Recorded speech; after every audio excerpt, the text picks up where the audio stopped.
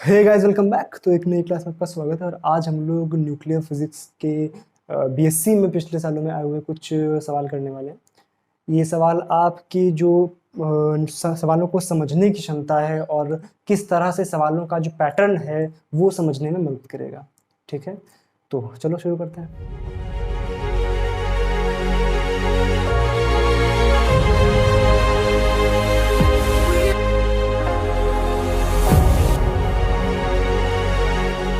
First of all कुछ इस तरह से अपन करने वाले हैं कि मैं क्वेश्चन बोलूंगा, उसके ऑप्शंस आपको बताऊंगा, आपको सही ऑप्शन सेलेक्ट करना है। उसके बाद जब मैं सॉल्यूशन बताऊं तो आप मैच करेंगे कि आपका क्वेश्चन सही है या नहीं है। ठीक है ना।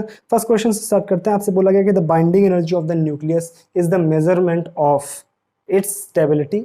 आपसे बोल रहा है कि जो बाइंडिंग एनर्जी होती है वो किस चीज का मेजरमेंट होती है। Option A stability, option B charge, option C mass and option D momentum. तो फर्स्ट क्वेश्चन आपसे कुछ इस तरह से बोला गया कि स्टेबिलिटी पे चर्चा करनी है। किस पे? स्टेबिलिटी पे। स्टेबिलिटी,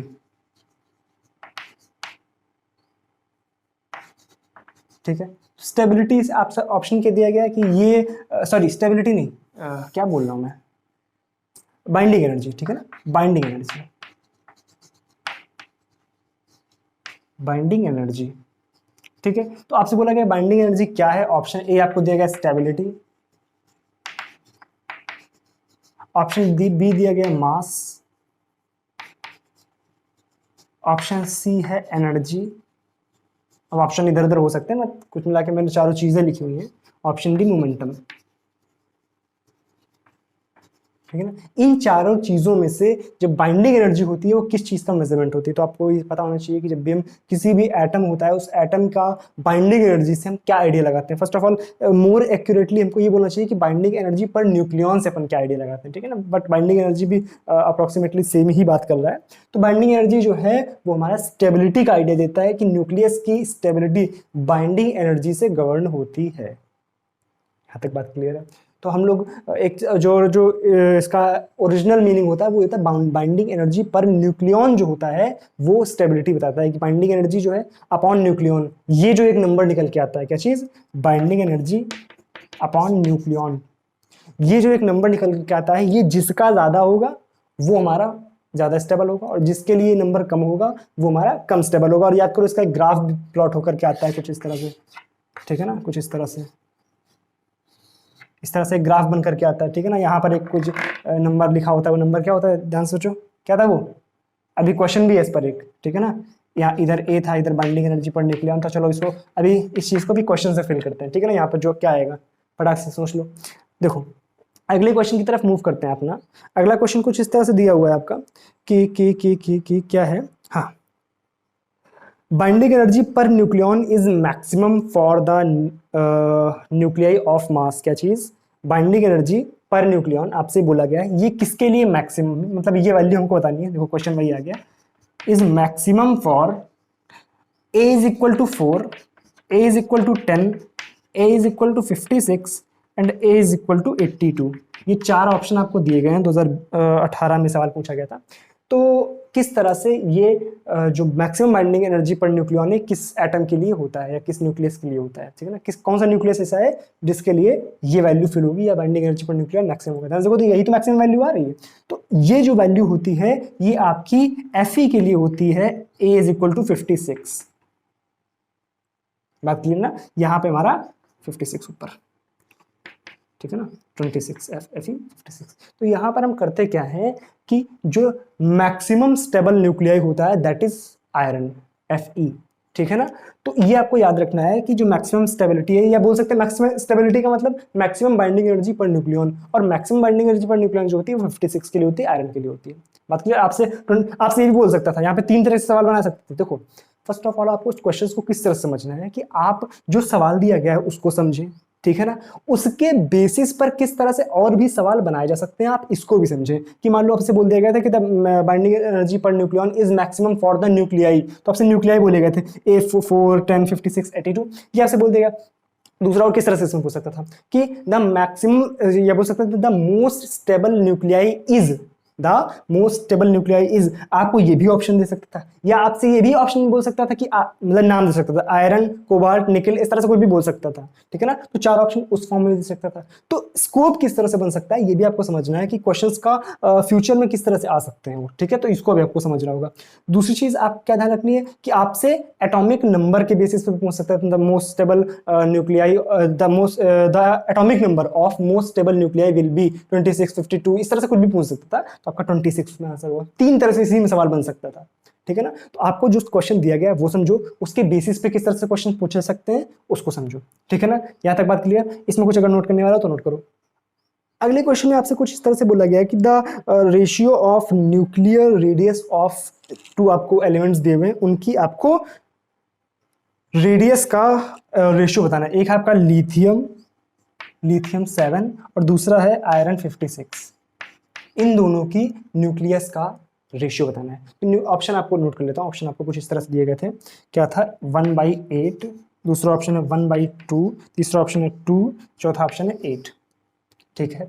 अब देखो ध्यान से, हम लोग को क्या करना है, हमें निकालना है कि इनकी रेडियस का रेशियो क्या होता है। अब याद करो, किसी भी न्यूक्लियस की रेडियस का फॉर्मूला क्या होता था, याद करो, R is equal to R0 A⁻1/3, formula ये था। तो इसके लिए जब R निकालेंगे तो क्या आएगा, R is equal to R1 is equal to R0, A की वैल्यू कितनी है इसके लिए 7, तो 7 पावर 1/3,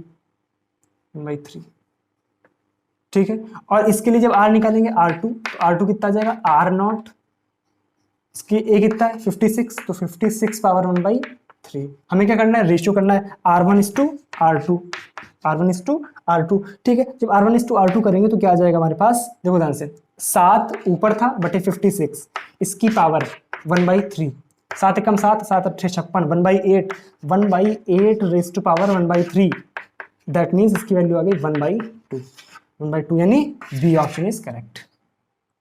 बात क्लियर है। इस तरह से आपको सवालों का अप्रोच करना है। अब एक चीज और भी ध्यान रखना कि आपको इस क्वेश्चन में करते वक्त जो सिली मिस्टेक होती है वो कहां पर होती है कि बच्चे क्या करते हैं कि वो रेशियो में हो सकता है ये ऊपर रख दे ये नीचे रख दे। तो आपको ये देखना है कि किसका किसका रेशियो पूछा गया है। ये नहीं कि लिथियम और आयरन आप किसी भी क्रम में रख दें, उससे आपका आंसर चेंज जाएगा। आपने अगर उल्टा रख दिया होता तो आपका ऑप्शन सी आ जाता, ठीक है ना। और जल्दबाजी में अभी लग रहा होगा ये क्या अपन कर सकते हैं, ये तो बिल्कुल सिंपल सी बात है, लेकिन जल्दबाजी में ये गलतियां होती हैं कि आप R1:R2 की जगह हो सकता है R2:R1 निकाल दे, तो उससे आंसर चेंज हो जाता है, ठीक है ना। तो क्वेश्चन को बिल्कुल आराम से पढ़ें कि हमसे पूछा क्या गया है, ठीक है ना, किसका किसका रेशियो पूछा गया, R1:R2 का या R2:R1 का, ठीक है ना। तो उस हिसाब से आप क्वेश्चन करो, ठीक है।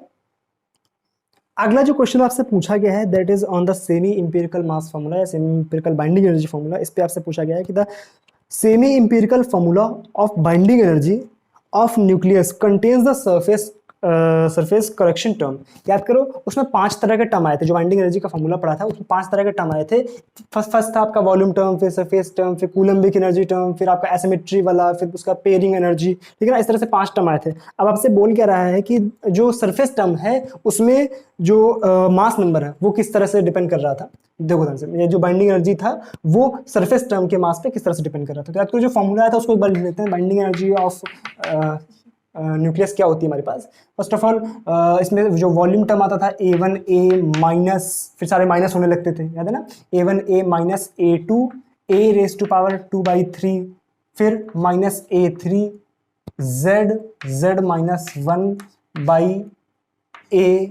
यही था ना, A⁻1/3 क्या था इसमें, शायद 1/3 था ना, एक बार चेक कर लेना इसको। Minus A4 n-z² minus A5 plus minus 0, ठीक है ना। याद प्लस माइनस या 0 आ रहा था, इसमें 3 तरह की चीजें आ रही थी। A5 A/A⁴ एक बार चेक कर लेता हूँ मैं, सही लिखा है गलत है, बिल्कुल सही लिखा हुआ है। तो आपसे बोल क्या रहा है कि जो सरफेस टर्म वो आपको बताना है। तो ये वाला टर्म क्या था, वॉल्यूम वाला टर्म, याद करो उसको, ठीक है ना, वॉल्यूम टर्म। ये क्या था, सरफेस टर्म। तो आपसे पूछा गया है सरफेस टर्म। देखो, अभी मैंने आपसे बोला कि आप उस क्वेश्चन को तो करें करें जो आपसे बोला गया है, उस क्वेश्चन के बेसिस पर क्या स्कोप बन सकता है क्वेश्चंस के आने का, उसको भी समझें, ठीक है ना। यहाँ पे मैं सिर्फ आपको पीवाईक्यू नहीं करा रहा हूँ, यहाँ पे मैं आपको कॉन्सेप्ट सिखा रहा हूँ कि किस तरह से पीवाईक्यू को अटेम्प्ट करें, ठीक है ना। ये नहीं कि सिर्फ वो क्वेश्चन कर लिया तो उसके बेसिस पे आप और क्वेश्चन बन नहीं सकते। किस तरह से बन सकते हैं, देखो ध्यान से। फर्स्ट ऑफ ऑल इसका आंसर तो हमें पता है क्या आ जाएगा, सरफेस टर्म पूछा गया तो A⁻²/3 ये इसका आंसर है, ठीक है। अब ये टर्म क्या था, कूलम्बिक एनर्जी वाला टर्म, कूलम्बिक एनर्जी। ये कौन सा टर्म था आपका, एसिमेट्री एनर्जी, ठीक है, और ये टर्म का था पेयरिंग एनर्जी। अब आपसे इस पूरे कॉन्सेप्ट बेस्ड 5 से 6 सवाल पूछ सकता है वो, ये वॉल्यूम टर्म में पूछ सकता है, वो सरफेस टर्म में पूछ सकता है, वो कूलम्बिक एनर्जी टर्म में हो सकता है इस बार इस तरह से कुछ क्वेश्चन आ जाए, क्योंकि सरफेस टर्म अगर पूछा जा चुका है इसका मतलब है अभी इन तरह के क्वेश्चंस बनने बाकी है, ठीक है ना। तो वॉल्यूम टर्म बन सकता है, कूलम्बिक बन सकता है, एसिमेट्री बन सकता है, पेयरिंग बन सकता है। तो आपको ध्यान रखना है कि किस तरह से, ये अगर फॉर्मूला आपको ध्यान है तो आप इस तरह कोई भी क्वेश्चन कर सकते हो, ठीक है ना। आपसे बोल देगा पेयरिंग एनर्जी पे किस तरह से डिपेंड कर रहा है, तो अगर इसको आप ऊपर ले जाएंगे तो क्या बन जाएगा, ये डायरेक्टली प्रोपोर्शनल टू a⁻³ ठीक है ना। तो पेयरिंग एनर्जी पे इस तरह से डिपेंड कर रहा है, तो आपको ध्यान रखना है कि किस एनर्जी पे किस तरह से वो डिपेंड कर रहा है, ठीक है। एक फॉर्मूले से 6 क्वेश्चन 7 क्वेश्चन आराम से बन जाते हैं आपके। बात क्लियर है? तक इसका आंसर क्या है, a⁻²/3। बात क्लियर, इसको उतार लो। अगला ये जो क्वेश्चन है ये पिछले कई सालों में पूछा गया, 2 से 3 बार ये सवाल पूछा जा चुका है, और कुछ इस तरह से सवाल दिया गया है कि the phenomena of nuclear fission can be explained by. आपसे बोल रहा है कि जो न्यूक्लियर फिजन का फिनोमिना है ये किस मॉडल पे बेस्ड है, liquid drop model, shell model, collective model, alpha particle model. आपको ध्यान रखना है कि मैंने आपको लिक्विड, अब इसका basically answer liquid drop model ही है। अब ये किस तरह से, मैंने आपको लिक्विड ड्रॉप मॉडल में सिखाया था कि जो लिक्विड ड्रॉप होती है और जो आपकी एक न्यूक्लियस होता है इसमें किस तरह की सिमिलैरिटीज होती है। उन 3-4 सिमिलैरिटीज के बेसिस पे आपसे कई क्वेश्चंस पूछ सकते हैं। जैसे ये क्वेश्चन था उसी सिमिलैरिटी के बेसिस पे था। क्या इस तरह से कि कई सारी जो हमारा पार्टिकल्स होते हैं, सॉरी क्या बोल रहा हूँ, एक जो न्यूक्लियस होता है वो जिस तरह से कई आपके न्यूक्लियॉन्स में बट सकता है, उसी तरह से एक जो लिक्विड ड्रॉप होता है ये भी अपनी कई बूंदों में बट सकता है। किस तरह से, मान लो भाई सिंपल सी बात है ना, एक जो लिक्विड की ड्रॉप है इसको आप अगर तोड़ेंगे तो कई ड्रॉप्स में बट जाएगी, तो और बटने की क्रिया को क्या बोलते हैं, फिजन, ठीक है ना। बात क्लियर है? तो होता क्या है कि जो लिक्विड ड्रॉप मॉडल है और जो न्यूक्लियर फिजन होता है, ठीक है ना, ये इसी पे आपस में इंटररिलेट होते हैं, ठीक है। न्यूक्लियर फिजन मतलब आपस में कई चीजों का मिल करके एक बड़ी चीज बनाना, उसी तरह से, सॉरी उल्टा बोल रहा हूं, एक बड़ी चीज का कई चीजों में टूटना, ठीक है ना। और लिक्विड ड्रॉप में भी ये होता है कि एक बड़ी सी ड्रॉप कई ड्रॉप्स में टूट सकती है। इसका मतलब क्या है, fission is directly related with liquid, ये 2 बार पूछा गया सवाल है आपसे, लिक्विड ड्रॉप मॉडल। बात क्लियर है? और भी कई जो सिमिलैरिटीज थी उनके बेसिस पे सवाल हो सकते हैं। क्या, जो याद करो इस तरह की सिमिलैरिटीज आई थी कि दोनों में सरफेस टेंशन इफेक्ट होता है, ठीक है ना। याद करो और क्या बताया था कि जो दोनों की जो डेंसिटी होती है वो ऑलमोस्ट कांस्टेंट होती है, लास्ट में जाकर के बिल्कुल ड्रॉप होती है वो, ठीक है ना। इनकी जो शार्प बाउंड्रीज नहीं होती हैं, तो इस तरह की कुछ सिमिलैरिटीज अपन बात करे थे, तो उन सिमिलैरिटीज के बेसिस पे भी क्वेश्चन पूछा जा सकता है, ठीक है ना। एक तरह से अपन लोग क्वेश्चंस कर रहे हैं, क्वेश्चंस के बेसिस पे फ्यूचर में किस तरह से क्वेश्चंस आ सकते हैं ये समझ रहे हैं, और तीसरी चीज कॉन्सेप्ट्स को रिवाइज कर रहे हैं। ये 3 काम आज अपन एक साथ कर रहे हैं। तो क्लास अगर पसंद आ रही हो तो अभी कभी शेयर कर दो इसको फटाक से, जितने भी सोशल मीडिया प्लेटफॉर्म है फटाक से शेयर कर दो, ठीक है। चलो अब चलते हैं आगे। अगला क्वेश्चन देखो क्या बोल रहा हूँ। अगला क्वेश्चन कुछ इस तरह से दिया गया है कि कहाँ गया, इधर था। हाँ, ये 2019 में भी सेम ही क्वेश्चन पूछा गया था कि the phenomena is best explained by liquid drop model that is nuclear fission, ठीक है ना। इसको भी ध्यान रखेंगे आप, ठीक है। अगला क्वेश्चन कुछ इस तरह से था कि nuclear forces exist between, nuclear forces जो हैं वो किसके किसके बीच में एग्जिस्ट करते हैं अच्छे से, सॉरी मतलब अच्छे से क्या मतलब, किन किसके बीच में एग्जिस्ट करते हैं, न्यूट्रॉन प्रोटॉन, ठीक है, न्यूट्रॉन न्यूट्रॉन, प्रोटॉन प्रोटॉन, या ऑल ऑफ अबव। तो ये तो आपको पता ही होगा, इसमें कोई ज़्यादा बताने की बात नहीं कि न्यूक्लियर फोर्सेस क्या होते हैं। फर्स्ट ऑफ ऑल ये समझ लेते हैं, न्यूक्लियर फोर्सेस जो थे जो हमारे न्यूक्लियॉन्स के बीच में लगते हैं, और न्यूक्लियॉन्स क्या होते हैं, न्यूट्रॉन एंड प्रोटॉन। तो जब nuclear forces neutron and proton के बीच में लगते हैं तो ऑब्वियस सी बात है न्यूट्रॉन न्यूट्रॉन के बीच में भी लगते हैं, प्रोटॉन प्रोटॉन के बीच में लगते हैं, और न्यूट्रॉन प्रोटॉन के बीच में लगते हैं। तो all of the above is the correct answer.